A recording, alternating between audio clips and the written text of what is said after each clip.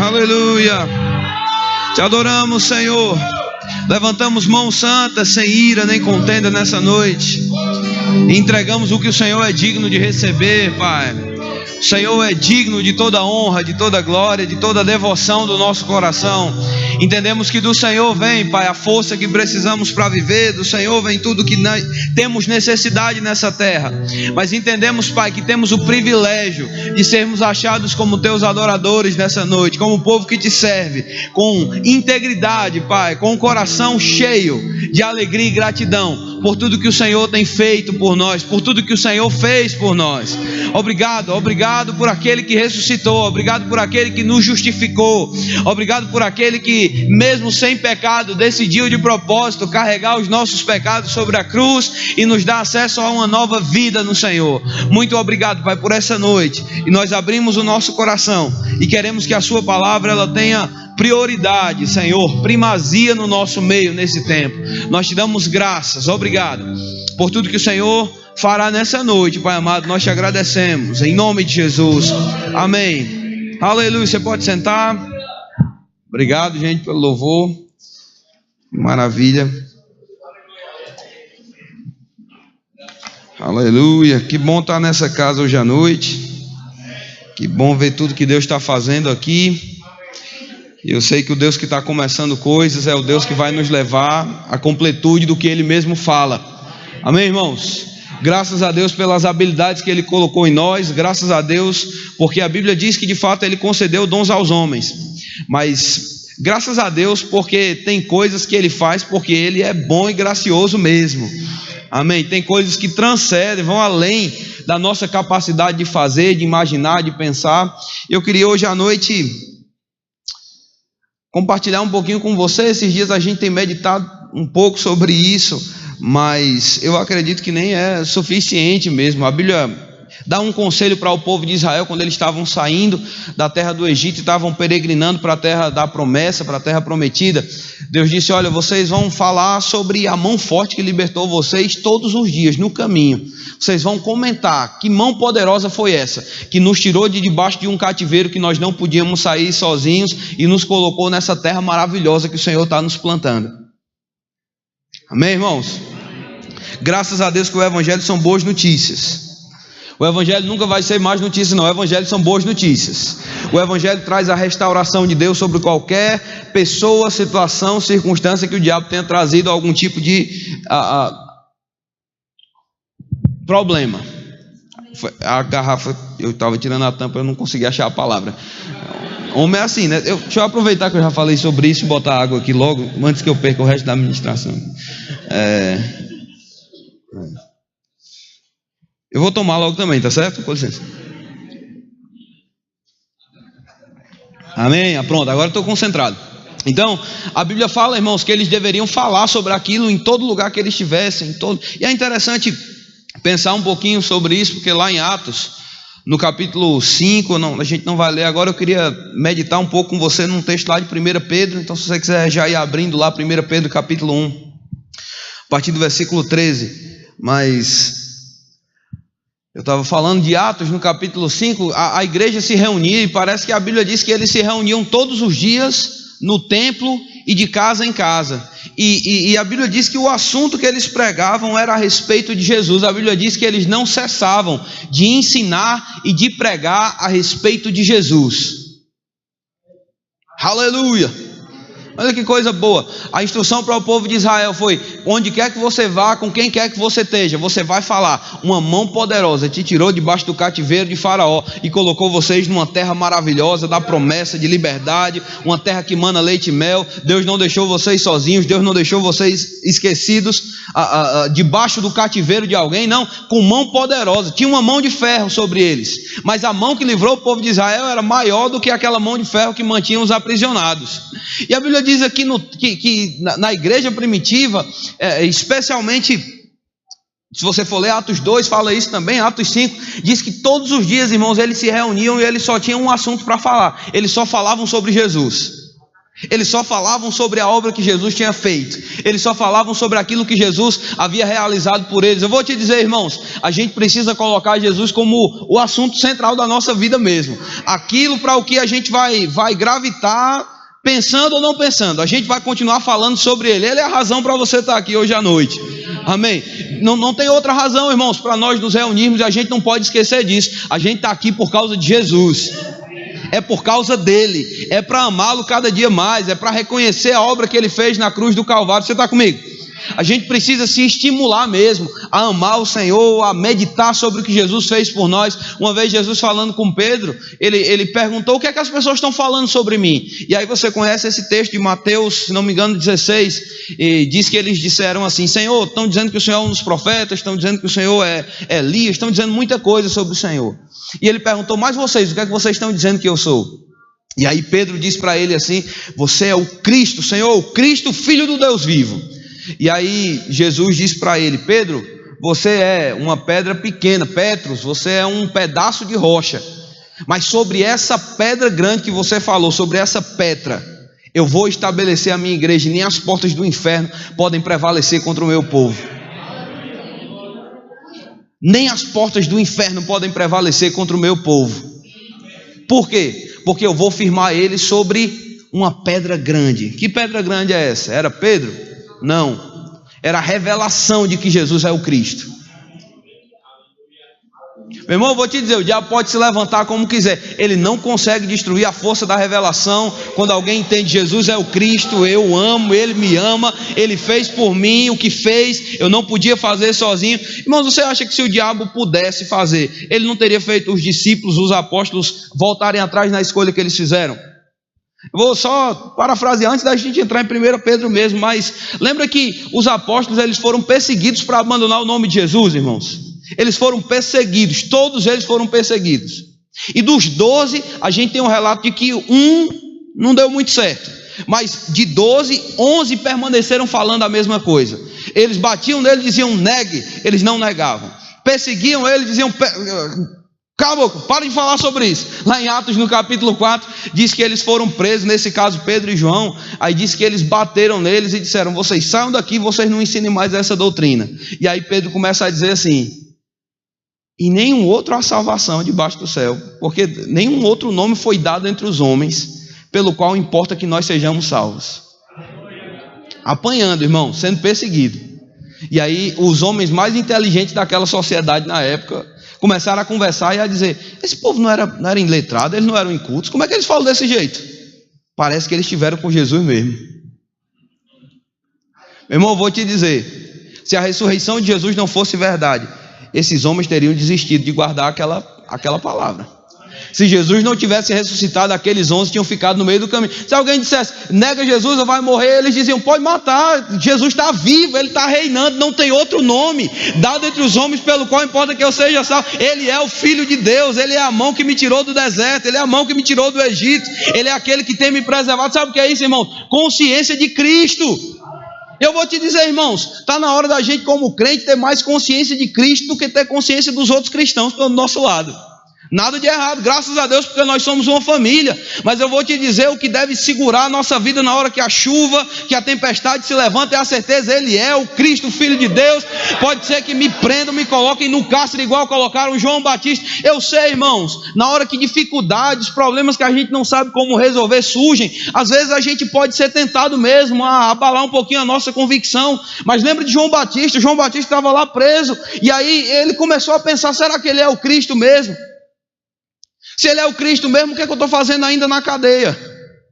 E ele disse: manda alguém perguntar lá se Ele é o Cristo. Aí os discípulos dele foram lá e disseram: João Batista pediu para a gente perguntar para o Senhor se o Senhor é o Cristo mesmo ou se a gente tem que esperar outro. Por quê? Porque João Batista estava preso. Ninguém queria estar preso, todo mundo queria estar livre e seguir a sua própria vida e pregar o evangelho livre e tudo isso.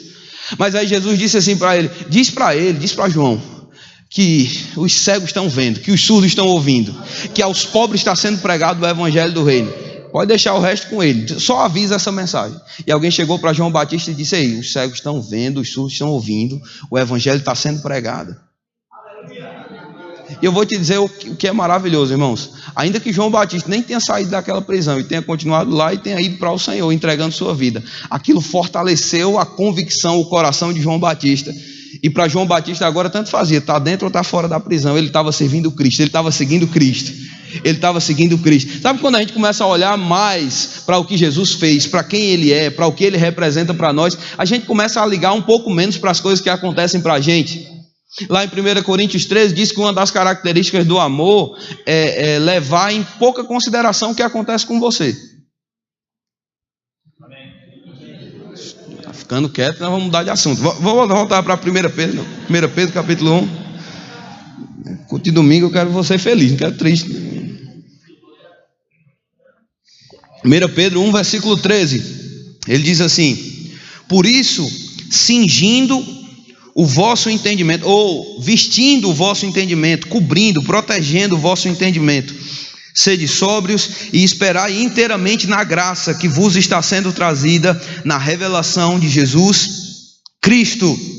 E ele, quando enfatiza Jesus Cristo, está falando sobre o Jesus que foi ungido e que é de fato o Cristo de Deus. Ele diz que a gente precisa cobrir o nosso entendimento de Cristo, irmãos. Porque quando a gente cobre o nosso entendimento sobre Ele, meditando sobre a obra que Ele fez por nós na cruz do Calvário, a gente protege o nosso entendimento de ser alvo das artimanhas que Satanás tem lançado aí no mundo. Tem muitos dardos inflamados, tem muitos pensamentos, tem muitas ideias, tem muita gente dizendo que você não precisa ir para a igreja, fica em casa, não participa de uma comunidade, fica tranquilo. Irmãos, eu vou te dizer, reveste a tua mente de Jesus Cristo e não deixa que o engano comece a enfraquecer aquilo que deve estar forte dentro de você. Amém? Reveste o teu entendimento de Cristo, começa a ver através desses óculos, e sabe o que vai acontecer? Você vai começar a desfrutar de uma graça que está sendo trazida pela revelação de Jesus Cristo.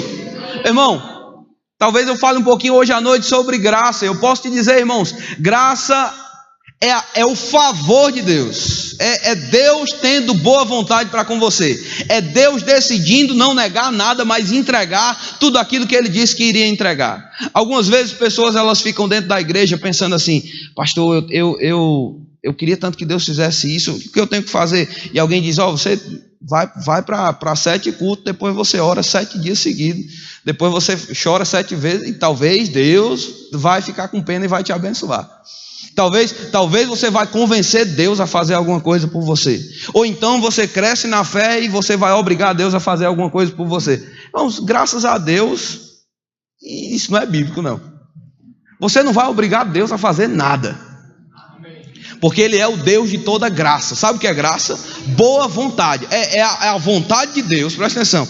É a boa vontade de Deus fluindo para você, sem você ter interferido em nada, sem ter mexido com nada. Porque Ele é o Pai, nós somos os filhos. Ele é o Criador, nós somos aqueles que foram criados. A gente não precisa ficar... Às vezes pessoas falam como se elas quisessem enganar Deus assim, dizer: se tu fizer as coisas direitinho aqui, Deus vai acreditar que tu tá sério mesmo, Ele vai te dar uma bênção, aí depois tu vive tua vida normal. Não, meu irmão, graças a Deus, a melhor vida que a gente pode viver é quando a gente começa a entender a boa vontade de Deus para conosco. Não é Deus que retém bem algum daqueles que o servem, pelo contrário. Se eu fosse ler aqui agora, a gente parasse e fosse meditar um pouquinho alguns dos salmos que falam sobre a graça de Deus, a gente ia ficar muito feliz. Hoje Ele diz que a graça dele é um escudo que protege a qualquer um que serve a Ele. Ele diz que Ele não nega bem algum, Ele concede graça. E, irmãos, Ele é a melhor pessoa nessa casa hoje à noite. Ele ama você, Ele suporta as suas falhas, Ele perdoa as suas iniquidades. Ele decidiu fazer isso, não é porque você está fazendo uma coisa por Ele, porque você fazendo ou não, Ele ia te amar do mesmo jeito. Porque Efésios no capítulo 2 diz que quando nós estávamos mortos dos nossos delitos e pecados, Ele nos deu vida. Irmãos, Ele viu futuro onde ninguém via futuro.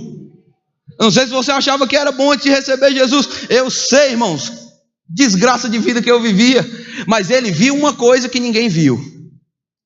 Oh, aleluia. E Ele disse assim: eu vou enriquecer Ele de tudo que Ele precisa, eu vou colocar tudo isso na minha graça. Agora essa graça, ela vai estar conectada ao nosso entendimento de Jesus. Porque tem pessoas que vivem, morrem e nunca desfrutam da graça. Até nascem de novo, elas até recebem a salvação pela graça. E a gente talvez medite um pouco sobre isso também. Mas, irmãos, essa graça, ela está disponível para cobrir a sua vida de favor mesmo. Você não tem que fazer nada para merecer o favor de Deus, não. Ele deu de graça. Qual é o meu trabalho agora? Pela fé eu recebo a graça que Ele liberou. Amém. Mas tem uma graça que é trazida quando a gente começa a entender Jesus, a obra que Ele fez. Quando Jesus deixa de ser uma história para a gente e começa a ser a verdade que a gente segue todos os dias da nossa vida. Tem uma graça nisso. Às vezes pessoas pensam assim: olha, aquele irmão passando por uma situação difícil e continua pregando o evangelho e continua feliz. Talvez você está calculando com a cabeça de alguém que não revestiu o entendimento de Cristo. Porque quando você começa a entender, irmãos, a graça de Deus, ela pode fazer por você. Eu sei que, não sei se eu vou falar. Irmão, a graça pode te capacitar a fazer coisas que você nunca faria na sua força. Alguém pode dizer: olha, aquele irmão está sofrendo. Irmão, quando você está debaixo da graça, parece que o sofrimento é que nem água nas costas de um pato. Passa direto e você não está sofrendo, não. A graça está protegendo a minha vida. A graça está protegendo minha forma de pensar. A graça está protegendo os meus passos. A graça está protegendo o meu futuro. Deus está do meu lado. Quem vai ficar contra mim? Agora, eu preciso entender, irmãos, que eu encontro esse lugar da graça entendendo Jesus, meditando sobre Jesus, falando sobre Jesus. Amém? Eu não vou encontrar graça falando do problema, eu vou encontrar graça falando dele, que é a graça. A graça está sendo trazida na revelação de Jesus, porque ele é a graça que a gente precisa mesmo. Vamos voltar para o versículo 14. Ele diz: como filhos da obediência, não vos amoldeis às paixões que tinhais anteriormente na vossa ignorância. Pelo contrário, segundo é santo aquele que vos chamou, tornai-vos santos também vós mesmos em todo o vosso procedimento. Eu posso te dizer, meu irmão, que quanto mais cheio da graça, quanto mais conhecendo Jesus, mais parecido com Ele a gente vai ficando. Amém? Amém, irmãos? Amém. Santidade deixa de ser um dever e começa a ser consequência. Não estou falando que você não vai precisar, às vezes, colocar o pé no chão e dizer: eu vou andar como Deus. Mas o que eu estou te dizendo é que quanto mais perto, irmãos, quanto mais perto do sol, mais o seu rosto vai brilhar. Oh, aleluia. Me olha assim não, que eu estou gostando da pregação hoje. Versículo 15, ele diz: como é santo aquele que vos chamou, tornai-vos santos também no vosso procedimento, porque está escrito: sede santos, porque eu sou santo. Ora, se invocais como Pai, Deus é seu Pai? Amém. Amém. Aquele que sem acepção de pessoa julga segundo as obras de cada um, portai-vos com temor durante o tempo da vossa peregrinação. E aqui já é uma coisa maravilhosa para a gente, irmãos. Nós não somos desse lugar, nós não pertencemos a esse lugar. Nós somos peregrinos e nós temos uma cidadania. Se você sair daqui agora e for para outro país e passar 10 dias lá de férias, você pode estar em outro país, mas a sua cidadania continua ligada ao Brasil. Você continua sendo um cidadão brasileiro em terras estrangeiras. E graças a Deus, não importa se você está aqui, se seus pés estão aqui no José Pinheiro, você tem uma cidadania celestial. O que vale sobre você é aquela cidadania, é aquela pátria, é aquela cidade, como Abraão disse. Aí no versículo 18 ele diz: por que você vai se portar com temor? Porque sabendo que não foi mediante a coisas corruptíveis como prata ou ouro, que fostes resgatado do vosso fútil procedimento que vossos pais vos legaram. Eu vou abrir um parênteses aqui para você não ficar desestimulado para vir para o evento de família, né? O que ele está falando aqui sobre legado que os pais deixaram, e ele considera esse legado como um legado fútil. Ele não está falando aqui sobre a educação que você recebe em casa, ele não é disso que ele está falando, não. O que ele está falando é o seguinte: o seu pai se tornou seu pai em uma linhagem natural. Você, obviamente, nasceu da sua mãe. Você está seguindo a história? Então, seu pai, sua mãe, você nasceu. Uma linhagem natural. E diante, irmãos, das verdades espirituais, até mesmo a linhagem natural parece que se torna uma coisa com menos valor. Você está entendendo, irmãos?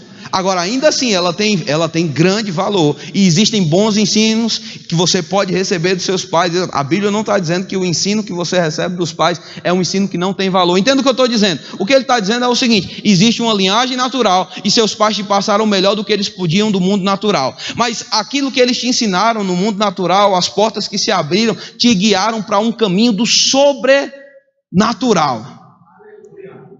E eu volto a dizer, não é que o natural não tem importância, a gente precisa cuidar do natural. A gente precisa, você precisou comprar roupa para vir para a igreja, você está sentado numa cadeira, a gente tem um ar-condicionado aqui que está fazendo um grande favor, porque o sol está fazendo um trabalho maravilhoso aqui em Campina Grande, e até de noite parece estar um pouquinho quente, mas o que eu quero dizer é que existe um lado natural, mas existe uma coisa que está acima do natural, está sobre o natural, e o que ele está dizendo é, você recebeu um ensino natural, você foi educado,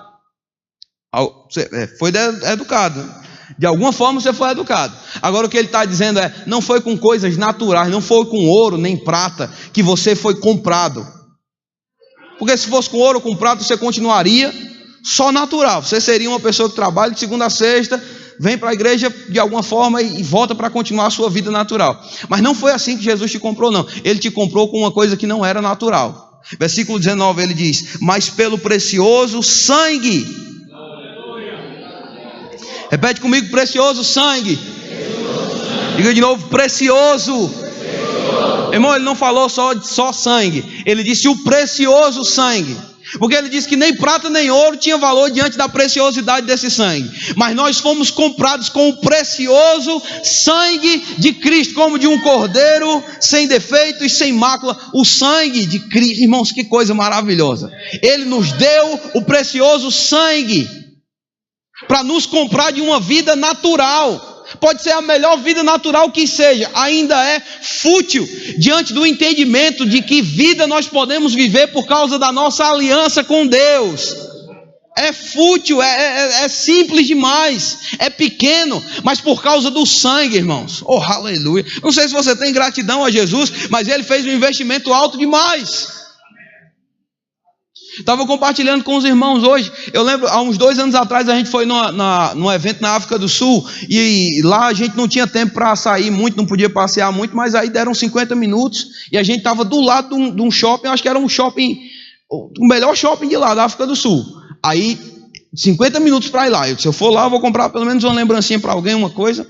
E aí fui no shopping em 50 minutos. Quando eu cheguei, eu vi uma loja lá de relógio.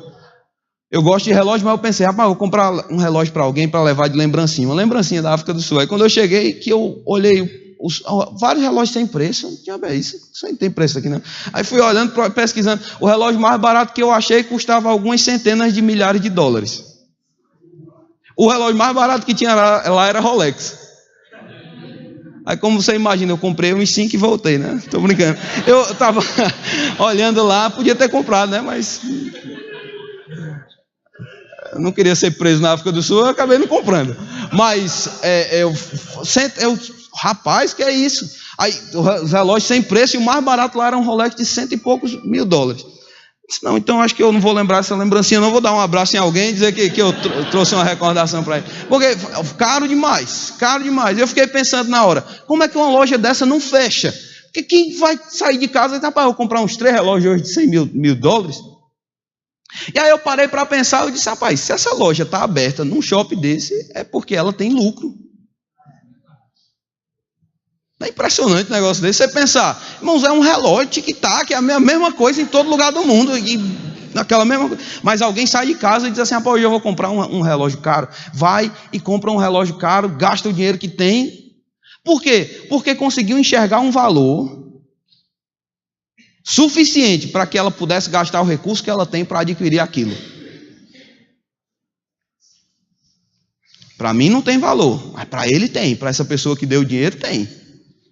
Meu irmão, eu vou te dizer, Deus enxergou um valor em você, que talvez você não tenha enxergado ainda, que talvez a sua família não tenha enxergado ainda, mas Deus se antecipou e disse, ele vale o preço do sangue.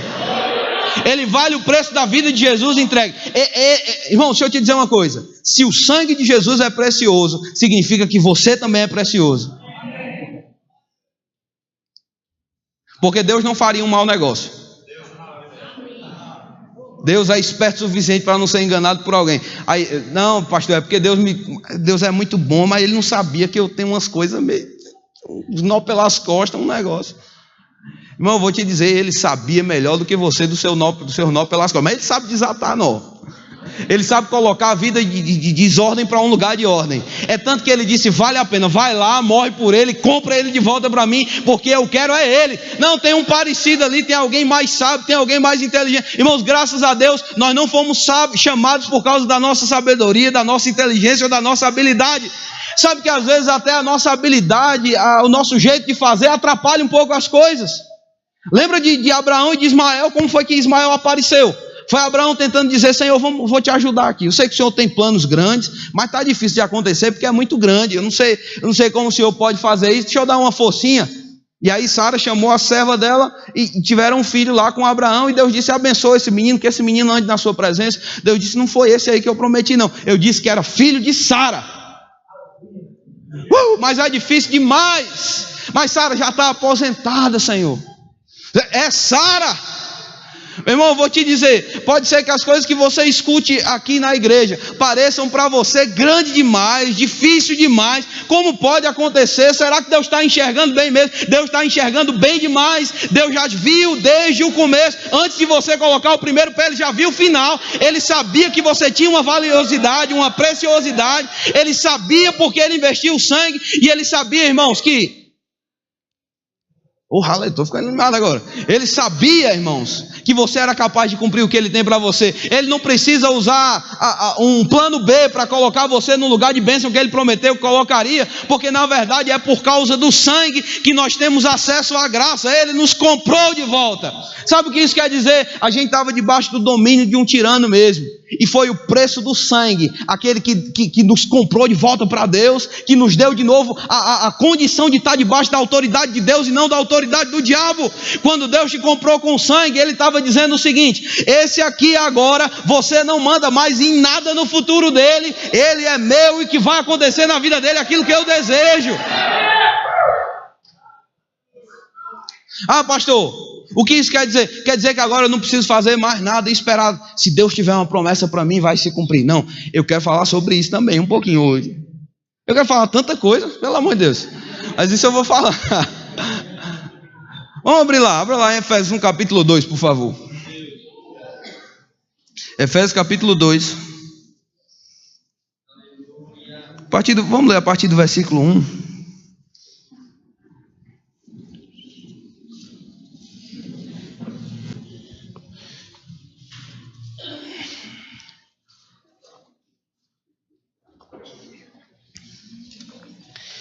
Diz assim: Ele nos deu vida, estando vós mortos nos vossos delitos e pecados, nos quais andastes outrora, segundo o curso desse mundo, segundo o príncipe da potestade do ar, do espírito que agora atua nos filhos da desobediência. Nós estávamos mortos, lembrando, a nossa condição era de morte. Versículo 3: entre os quais também todos nós andávamos outrora, segundo a inclinação da nossa carne, fazendo a vontade da carne e dos pensamentos. Éramos por natureza filhos da ira, como também os demais.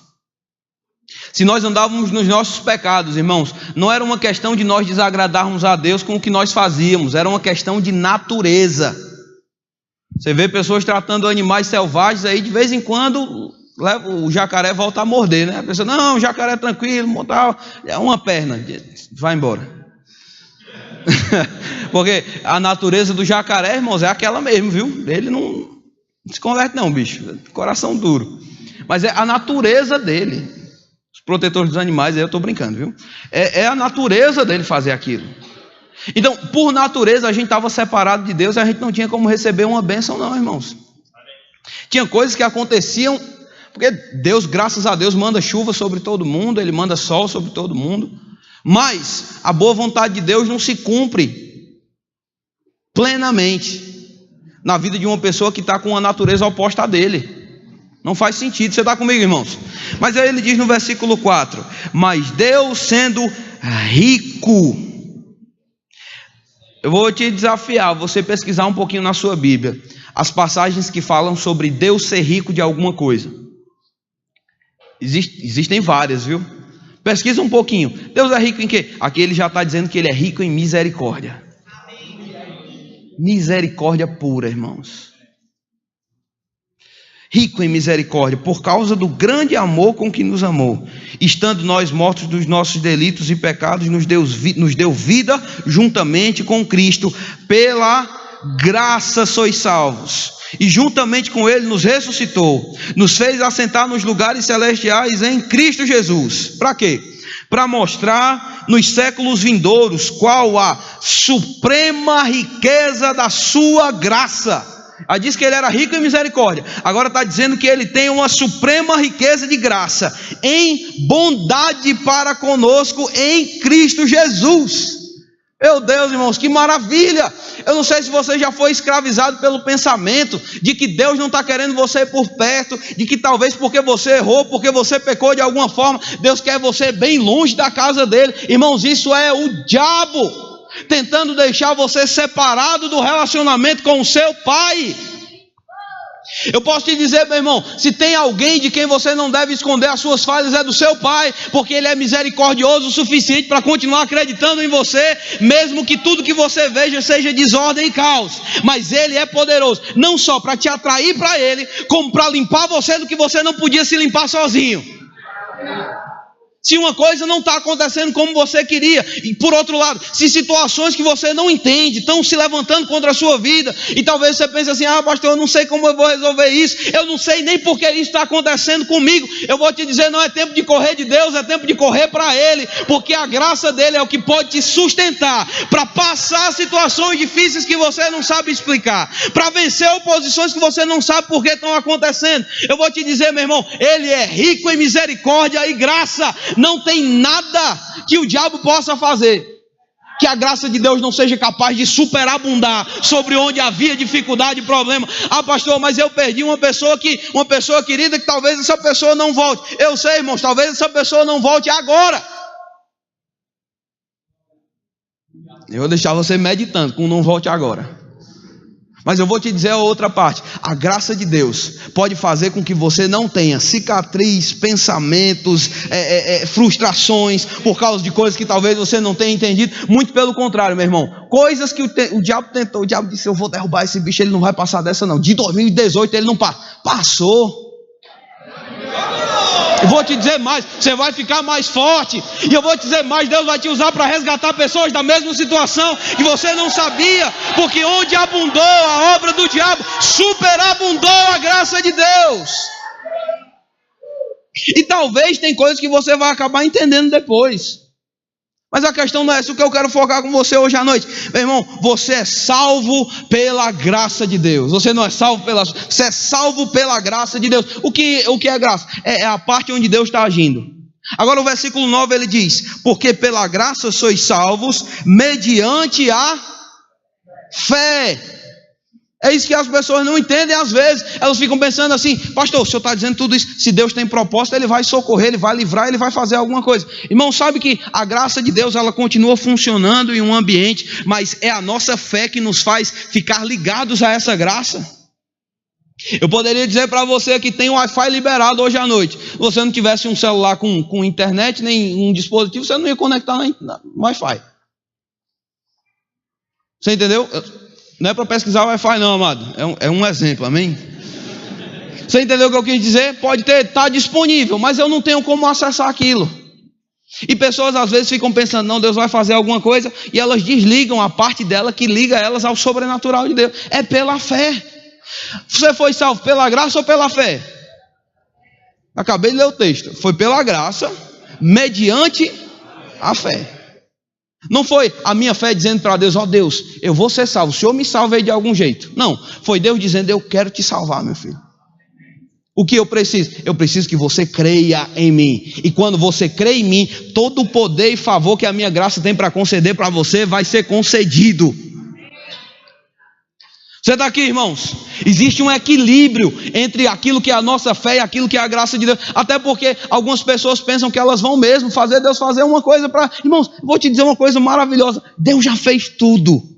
Às vezes a gente está em casa, eu com minha esposa, ela prepara a mesa e tal, aí começa a comer, Manu, cadê a manteiga? Está na tua frente. Tá, beleza. E a faca? Está em cima do prato, está no prato aqui.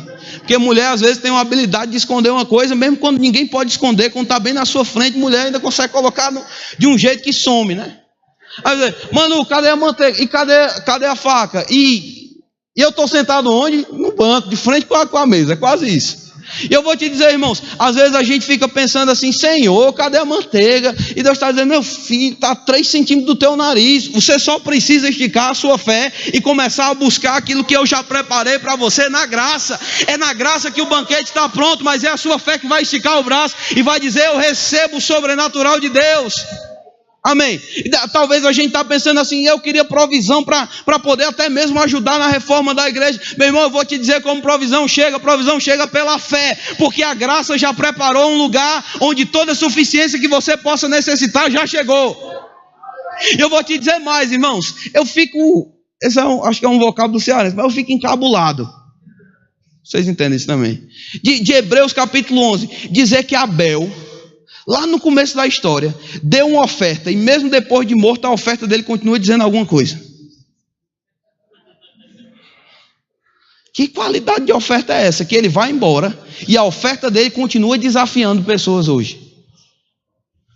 Tem uma versão da Bíblia que diz que Abel, mesmo depois de morto, continua falando por causa da oferta que ele deu. E o diabo fica mimimi, não, irmãos, eu vou te dizer, deixa a sua fé abrir para você as avenidas que você precisa, para que o suprimento de Deus chegue para a sua casa. Eu vou te dizer, meu irmão, cuidar bem desse lugar é abrir portas para que Deus cuide bem do seu lugar também. Você está animado que só nesse instante? Deus está te salvando hoje à noite.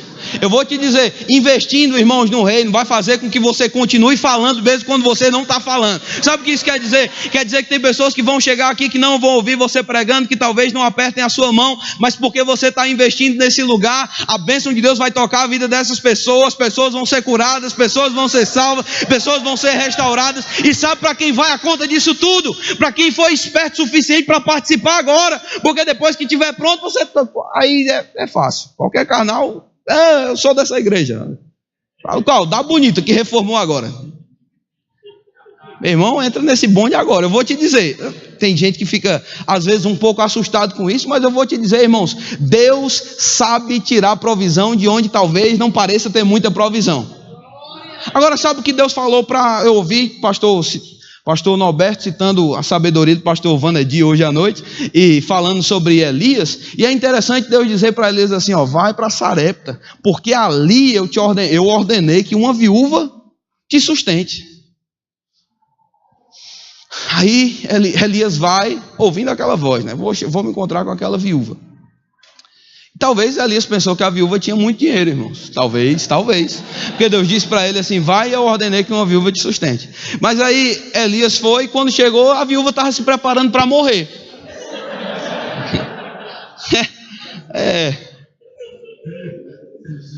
Preparando para morrer, porque não tinha mais dinheiro. Acabou-se tudo. Acabou-se a esperança, acabou-se. E aí Elias, eu acho que talvez Elias pensou, rapaz, acho que nessa viúva não. Deve ser uma cidade aqui perto. Mas sabe o que ficou ecoando do que Deus disse? Deus disse, ali eu ordenei. A mulher não sabia, a mulher não via, a mulher nem percebia. Mas Deus já tinha ordenado que era naquele lugar. Não era em outro lugar, não era num lugar próximo. Em outras palavras, mesmo que pareça que Sarepta não está muito promissora para você, fica lá, permanece, fica firme, não sai de lá por causa de é ali que eu ordenei bênção para você. Eu vou te dizer, para alguns de vocês, irmãos, foi nesse lugar que Deus ordenou bênção, é nesse lugar que você vai florescer, é nesse lugar que você vai provar do melhor da graça, é nesse lugar que você vai provar os melhores dias da sua vida. Fica ali, porque ali vai ter provisão. Agora é pela fé, irmãos. Amém. É pela fé que os montes saem do meio. E eu vou te dizer, na Bíblia, a gente encontra pelo menos 2 vezes a montes saindo do lugar, ou montes sendo arrancados. Eu quero lembrar você para a gente começar a finalizar. Abra lá em Marcos no capítulo 11, um texto bem novo para você. Versículo 22.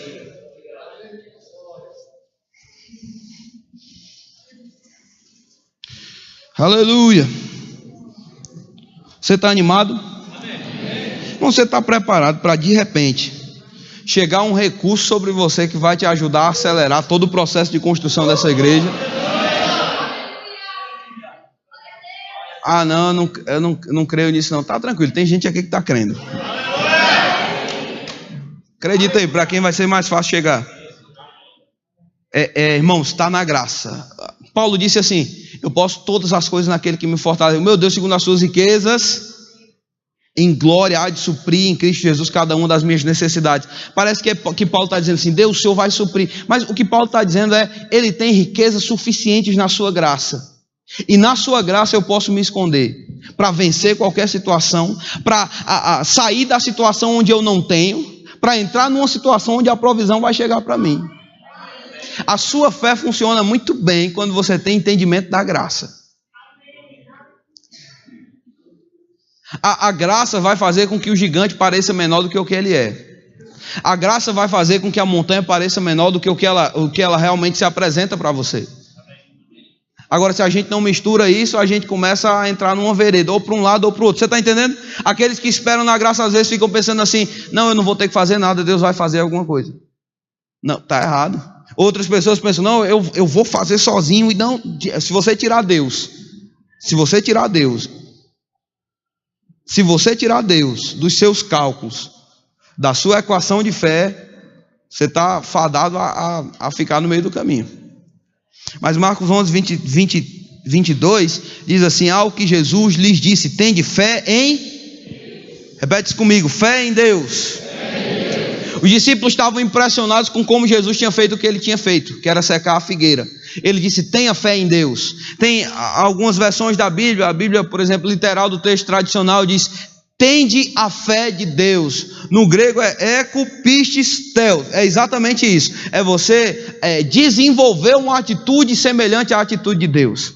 Ter fé em Deus e ter a fé de Deus é exatamente a mesma coisa. Porque quando eu começo a ter fé em Deus, eu começo a agir como Deus age. Eu já ouvi pessoas falando sobre isso. Ah, pastor, o texto lá de Romanos no capítulo 4 diz que foi Deus que chamou à existência coisas que não existem como se já existissem. Sim, irmãos, eu tenho fé nele.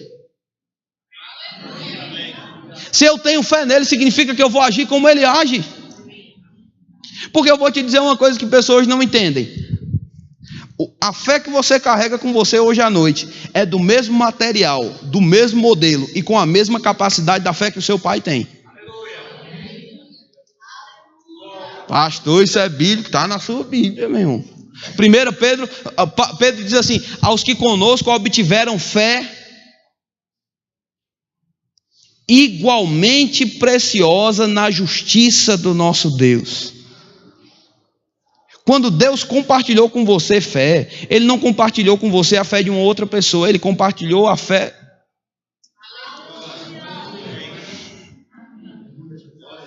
Eu vou ficar feliz por você hoje à noite. Pode ser que às vezes pareça: não, eu não tenho fé suficiente para isso. Que história é essa? A fé que eu tenho é da mesma qualidade da fé que tem no céu. Não tem falsificação, não tem mistura, não tem nada. É tão preciosa quanto a fé de Deus. É tão preciosa quanto a fé do apóstolo Pedro. É tão preciosa quanto a fé do apóstolo Paulo. Pode ser que eu não tenha crescido nessa prática tanto quanto eles, mas o mesmo material que está lá está aqui. Significa que se o fogo não destruiu eles, o fogo não vai me destruir também. Se a tribulação não destruiu eles, a tribulação não vai me destruir também. Porque eu carrego a mesma... Oh, aleluia! Você perdeu uma boa oportunidade de ficar feliz aqui. Você carrega a fé de Deus dentro de você.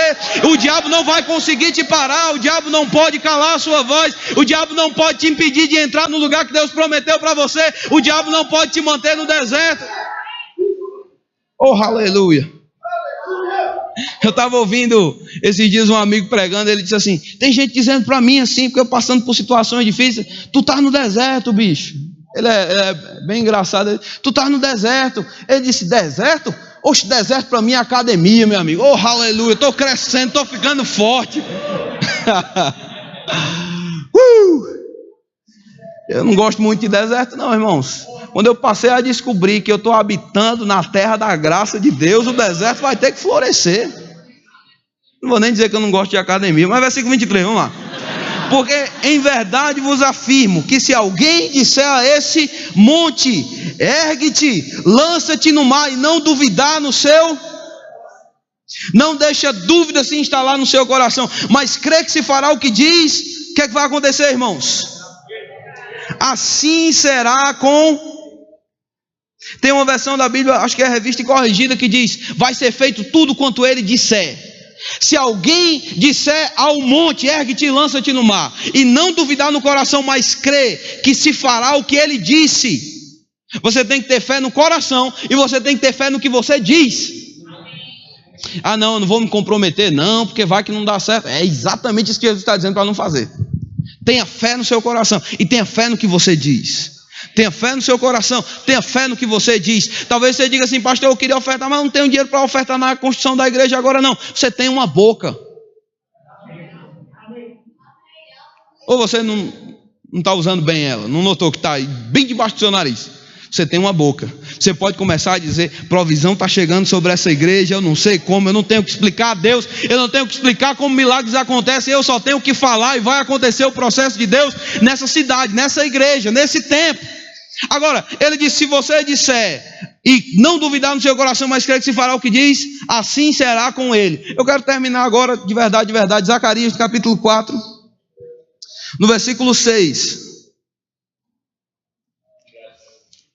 Meu irmão, vai acontecer. Pode ser que seja fácil, pode ser que não seja tão fácil assim. Pode ser que seja rápido, pode ser que não seja tão rápido assim. Mas quando você está cheio de fé, conhecendo a graça de Deus, conhecendo o quanto Ele ama, o quanto Ele acredita em você, você vai chegar até o final. Você vai provar daquilo que Deus tem para você. Zacarias capítulo 4, versículo 6. Zacarias está profetizando agora e falando para Zorobabel. Ele diz: essa é a palavra do Senhor para Zorobabel. Não por força, nem por poder, mas pelo meu Espírito diz. Ô irmãos, é tão bom quando a gente aprende a não misturar a nossa força e deixar a habilidade de Deus entrar em operação. Quando a gente deixa Deus fazer aquilo que Ele sabe fazer. Quando a gente não fica colocando a H dentro da jogada, e a gente deixa a promessa de Deus se cumprir do jeito que Ele disse. Eu vou forçar uma coisa. Não é por força nem por violência, é pelo Espírito. Agora lê comigo o versículo 7. Isso é uma palavra de Deus, irmãos, falando como se fosse exatamente a boca de Zorobabel. Era Deus dando uma palavra, para que essa palavra habitasse na boca de Zorobabel agora, enquanto Zorobabel está desafiando ou enxergando um monte. Ele disse: quem és tu, ó grande monte? Diante de Zorobabel serás uma campina.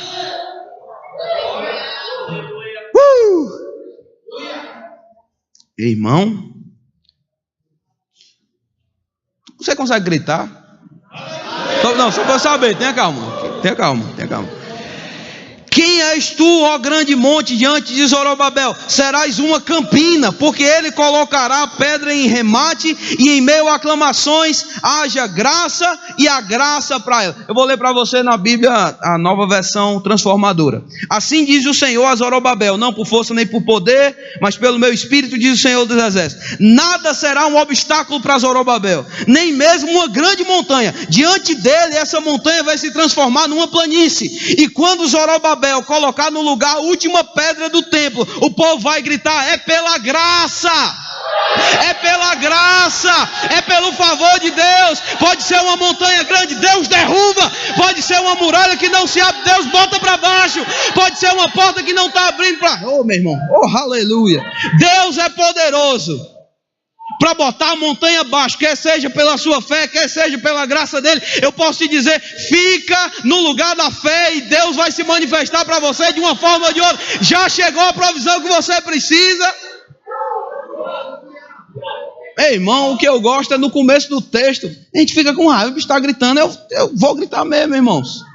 O diabo grita todo dia dizendo que não vai dar certo, que não vai ter problema, que vai ter problema, quer dizer que o diabo não vai ajudar, ele atrapalha. Vai ter problema, não vai conseguir. Sabe o que ele está dizendo? Em primeiro lugar, você chega e diz assim: o que é uma grande montanha? Ei, montanha, talvez você precise dizer hoje algumas coisas para a sua montanha. Ei, montanha, quem é você diante de mim?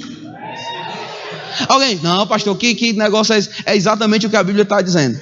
Por quê? É porque eu sou bonito? Eu sou, mas não é isso que eu estou falando não. É porque eu tenho habilidade? É porque... não, irmãos, é porque eu fui agraciado, é porque a graça de Deus repousa sobre mim, é porque eu tenho um favor que é mais forte do que os meus braços. E eu vou te dizer, esse favor está sobre você hoje à noite. O seu trabalho é repousar nesse ambiente onde Deus já resolveu todas as coisas. Pela fé você entra no lugar.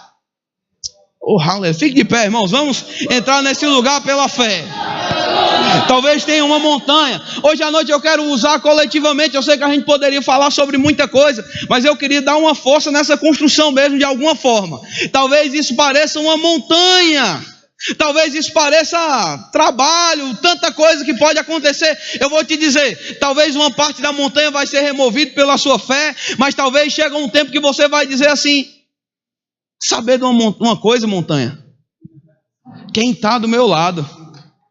Se Deus é por nós, quem vai ser fome, nudez, perigo, espada? Nada disso. Mais do que isso, ele disse assim: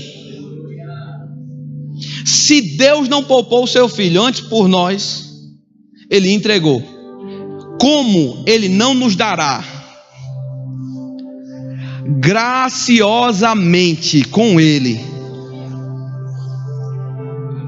Eu vou repetir, irmãos. Uma casa é mais cara do que Jesus?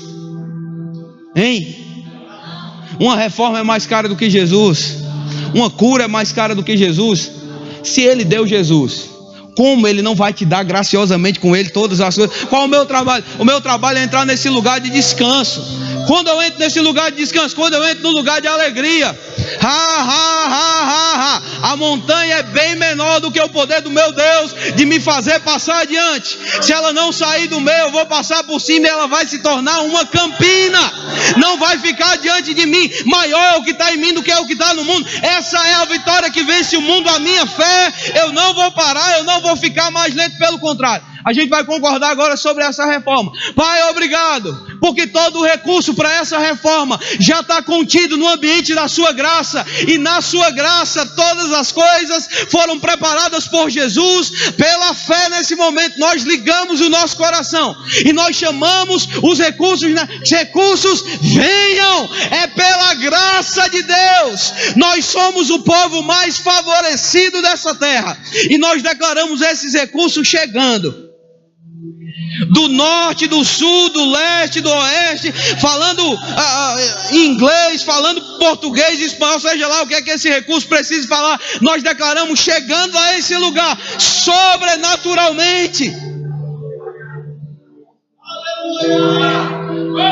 Eu vou te dizer, a melhor parte de mover uma montanha é que todo mundo vai saber que não foi você.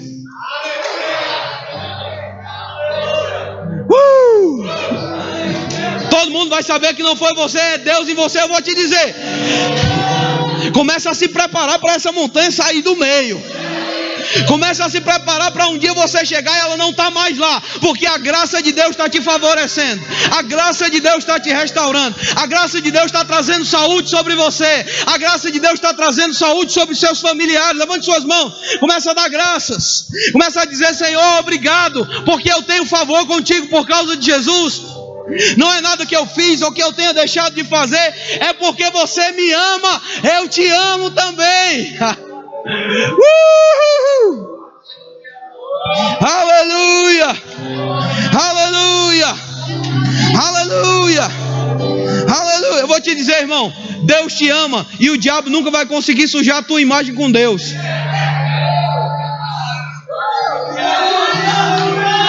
Eu vou te dizer mais, Deus foi com a tua cara, meu irmão. Começa a ficar feliz, porque você tem graça diante de Deus. O que é grande demais? Nada. Oh, aleluia, aleluia. Oh, aleluia. Eita, meu Pai, obrigado. Obrigado, obrigado, obrigado, obrigado, obrigado. Eu nem podia comprar, não. Nada que eu pudesse fazer, Pai, foi por causa do teu amor, é por causa da tua graça, e nós nos regozijamos. Eu posso ler só mais um texto para você, para encerrar? 1 Pedro, e aí você fica feliz quando eu terminar, tá? 1 Pedro capítulo 1, versículo 6, ele disse: Nisso exultais, sabendo que, embora no presente tempo talvez sejais contristados por várias provações. Mas saiba de uma coisa: uma vez confirmado o valor da tua fé, que é mais preciosa do que ouro perecível, mesmo que apurado por fogo, redunde em louvor, glória e honra na revelação de Jesus Cristo. Esse Jesus Cristo, a quem não havendo visto, mas vocês amam, no qual não vendo agora, mas crendo, exultais com alegria indizível e cheia de glória, obtendo o fim da vossa fé.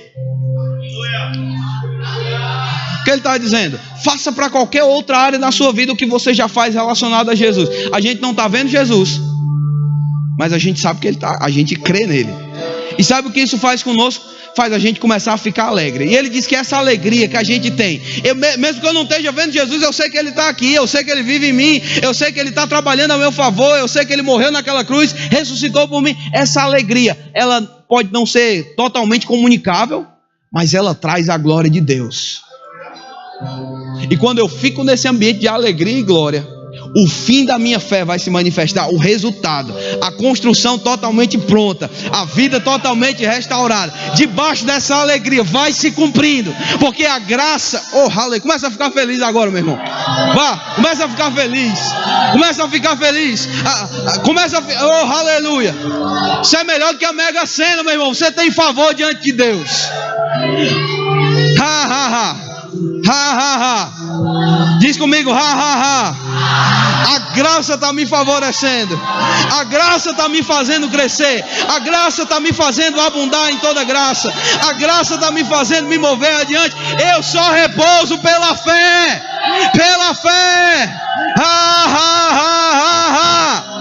aleluia, aleluia, aleluia, aleluia, aleluia, aleluia, glória, glória, glória, glória. Já está feito, nós já vemos o forro nesse lugar, nós já vemos o piso nesse lugar, aleluia, pela graça, louvado seja Deus. Você pode sentar. Louvado seja Deus.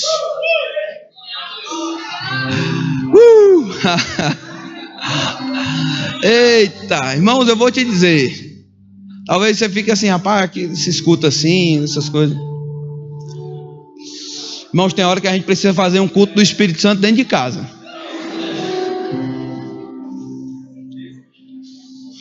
De vez em quando eu tenho um culto com o Manu dentro de casa que até a cachorra sai correndo. Deixa eu ficar... Irmãos, porque se a gente deixar o ambiente de intimidação entrar, a gente fica tão tímido que a gente fica natural e volta para a vida fútil. Tão tímido, tão calculista. Minha oração é que Deus rasgue seus cálculos tudinho, jogue fora, você nunca mais fique pensando tão pequeno. Ele pode fazer em uma noite o que você não pode trabalhar em um ano inteiro. Ele fez isso em Cristo. Então eu queria saber se tem alguém aqui hoje à noite, você nunca fez Jesus Senhor da sua vida, e você quer ser participante dessa vida, de provar da graça de Deus. Eu queria orar com você hoje à noite. Se você está aqui e diz assim, eu tenho até Jesus no meu coração. Jesus quer estar no seu coração, mas ele precisa de uma confissão pública mesmo. Ele diz, quem me confessar diante dos homens, eu vou confessá-lo diante do trono do meu Pai. Se você está aqui e não tem ainda essa convicção de que Deus ele tem favor, que ele está do seu lado, hoje à noite ele quer ser seu Senhor. Se você está aqui e nunca fez Jesus Senhor da sua vida, levanta sua mão, a gente quer orar com você. Existe alguém? Você diz assim, eu quero uma mudança de vida, eu quero provar dessa graça hoje à noite, eu quero sair daqui completamente restaurado. Se existe alguém, levanta sua mão. Existe alguém? Algum corajoso aqui hoje à noite e quer dar o primeiro passo para entrar nessa caminhada gloriosa? Se você talvez até já fez isso uma vez, mas a tua consciência é de que você foi para um lugar bem distante de Deus, e hoje à noite você precisa dessa recepção na casa do seu Pai, reconsagrar, recolocar a sua vida no lugar de onde você nunca devia ter saído. A gente quer orar com você, a gente quer te acompanhar nisso. Vem aqui à frente, queridão. Glória a Deus. Se tem mais pessoas, oh glória. Opa. Eita. Tá vendo? Às vezes a gente não é rápido o suficiente, né? Tudo bom, querido? Seja bem-vindo. A casa do seu pai, meu irmão. Seja bem-vindo em nome de Jesus. Você é bem-vindo nesse lugar, viu? O plano que Deus tem para você, Ele vai cumprir. Amém? Só mais um pouquinho. Tem mais alguém como esses dois corajosos aqui hoje à noite? Você sabe que precisa colocar a casa em ordem. Essa é a noite da casa voltar para a ordem mesmo. Vem aqui, a gente quer orar com você. Eu sei que talvez tenham mais pessoas. Talvez você precisa de uma...